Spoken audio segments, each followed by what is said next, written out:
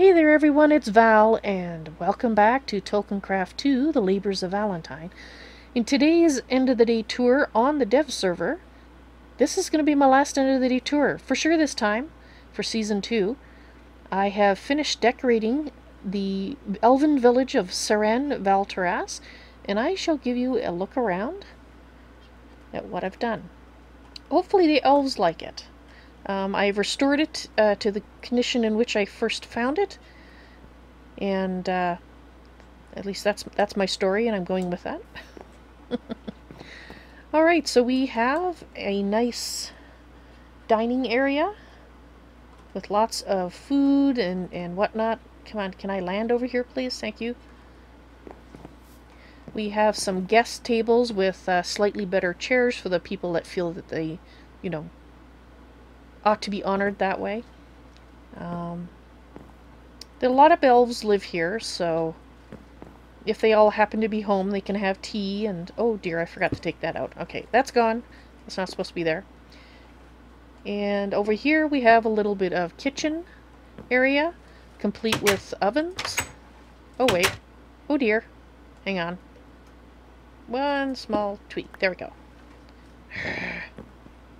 Better not pop off like this in regular. Let's put that back. Okay. There's the oven. Now I gotta check this one too.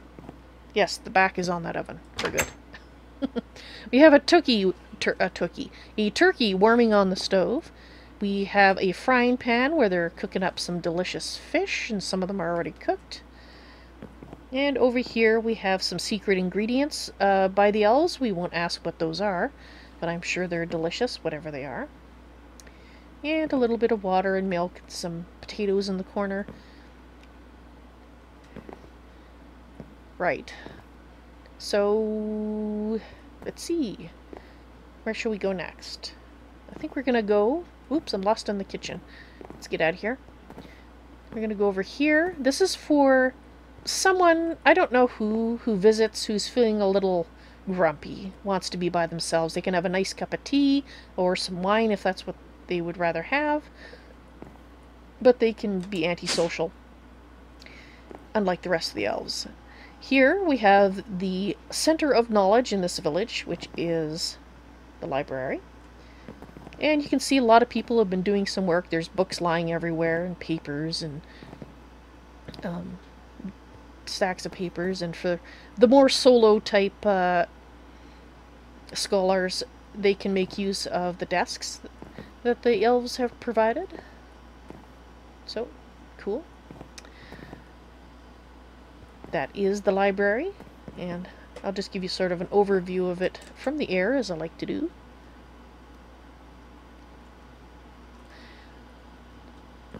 And this is where they will have dances in the light of the moon. Aha! Or get blinded by the sun.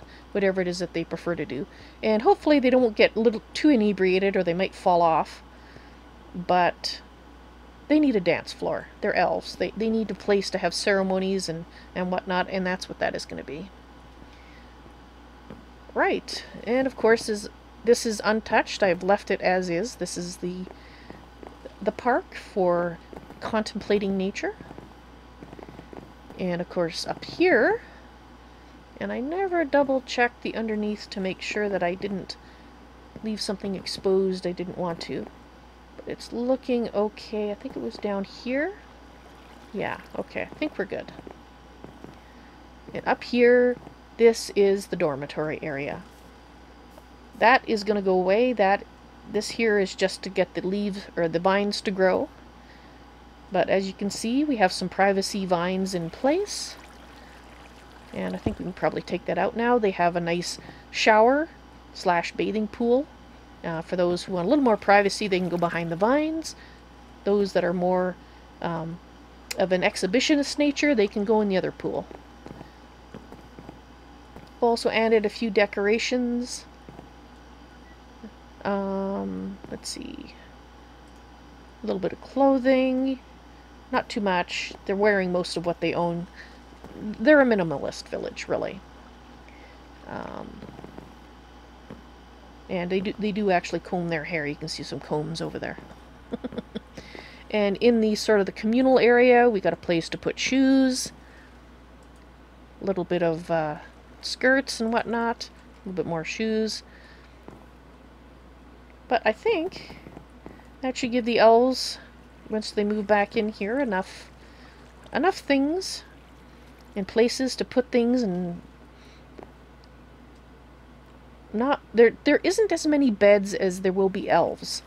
You may have noticed that. But I think the reason for that is, from time to time, elves will go out and sleep just under the trees.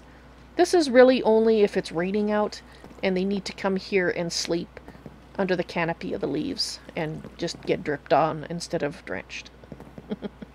Of course, they could be magical leaves. Perhaps they don't let the water through. I didn't think about that. I guess they could be. Yeah, okay. Well, that works. Alright. Well, that... Oh, actually, there's one other place to show you. I just want to show you the finished up part of... If I get out of here fast. I could walk down the stairs, but it's going to take a long time to get down the stairs. And that's why I tend to toss myself off the edge of the tree. Because I can. Right. So, down here, as you can see, I have blocked this off. I have, in fact, filled in all the old rooms that used to be here and on the level below. It's all gone. It's all stone now. So this is it. This is the restored Elven village, which I'm very happy about. And actually, I have something to read you. I decided that I'm going to leave something here as a sign of my visit, I guess. A sign of my time here. And I'm hoping that the elves will appreciate the story, because it's the story of my life. It's how I got started doing my labors, going from world to world and helping people. And I hope you appreciate it too. The book has a few typos in it. I have to rewrite it. But this is basically what you'll probably be able to see. So I'll do my best to read it in an entertaining manner. I wanted to call it The Labors of Valentine, but the title wouldn't fit, so it's The Labors of Val. The world was vanishing, destroyed by evil unleashed by fools. Well, that's what my grandfather told me. When he saw what was happening, he made sacrifices, bargaining with the gods, the old gods. "Save my granddaughter and I, please. She's all I have left," he cried to them. "In return, we'll rebuild the world, our labors for the world we love, that we loved." There was no reply, just echoing silence. Or so we thought. We watched the edges of the world appear in our view, piece by piece eaten by the evil, until there was only the ground under our feet. I was a young woman, but I still clung to my aged grandfather like a child as the last of the earth fell away. And then so did we. When I awoke, I was on a small oasis floating in the blue sky. I looked and strained to see anything else, but there was nothing. Just this fragment of land, and me. My grandfather is not here. A tiny island made of baked clay, with a tree and a small stream falling away into the void, and an even smaller house with a chest. Within the chest was a small amount of supplies, a tree, some bone meal, a few apples, and a book. And in the book, the gods spoke to me, and laid out in many pieces was the task we'd promised to take on in return for being saved. The gods promised help as I complete each of these pieces of the great task. And one more thing they promised in that book. A boon.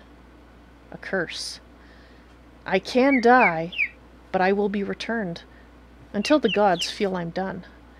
So the old gods did answer, but as gods do, in their own way. Grandfather, how am I going to do this without you? Without your love and guidance? Grandfather, perhaps you are here too, beyond the distance my eyes can see? Grandfather, I'll wait for you by the stream, for as long as it takes. Valentine. That's the story of how I started on my journey, and it seems appropriate to leave this book in this place. I don't know where I'm going to put it. I don't know if it belongs in the library, or perhaps I'll gift it to one of the elves. I haven't decided yet. But it's my story of how I started on my journeys, and I hope you enjoyed it. Just as I hope you have enjoyed my end of the day tours and my streams. And as I wait for my grandfather by the stream, I hope to see you there as well. You have a good night. Bye.